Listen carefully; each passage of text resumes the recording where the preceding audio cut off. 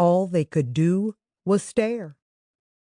Although the restaurant was mostly illuminated by flickering lanterns, they could still decipher that Mimi was making out with one of Wendell's friends near the bathrooms, a dark and almost secluded part of El Restaurante de la Playa.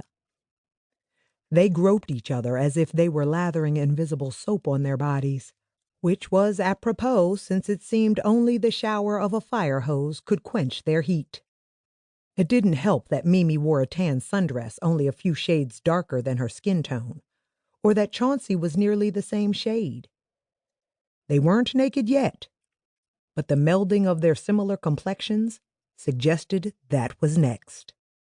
Their mouths smacked, and limbs flailed so much that they fell against a cobblestone wall before disappearing into the men's bathroom. Had this been a year ago, maybe they wouldn't have been so surprised. A year ago, Mimi wasn't married. And yet there she was, kissing a friend of the groom. They were in Puerto Rico for Senalda and Wendell's wedding.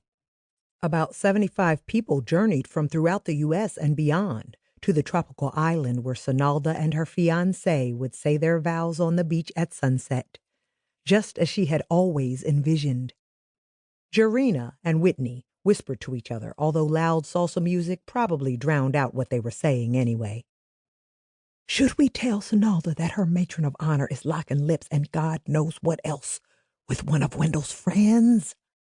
Jarena asked, trying her best not to make eye contact with anyone outside of the two of them, who had witnessed Mimi's makeout session in the open-air beach restaurant. The palm tree-encircled restaurant was the site for the rehearsal dinner that just ended, as well as for the wedding reception the next day. "I just hope that none of the parents or older people saw her," snarled Whitney. She picked up her glass from the table and sipped on sangria. "I mean, her behavior is beyond out of order. We may as well be at a ghetto wedding, the way Mimi is acting."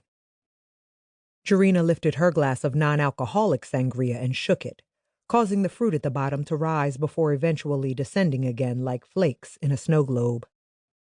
"How are we going to tell Senalda that her recently married matron of honor is cheating on her husband during her rehearsal dinner without starting a fight?" "One of us has to tell her," Whitney declared, jolting Jarena out of her contemplation. "I nominate you. Since you worked in public relations, you can come up with a PC way to tell Mimi she is making an ass of herself."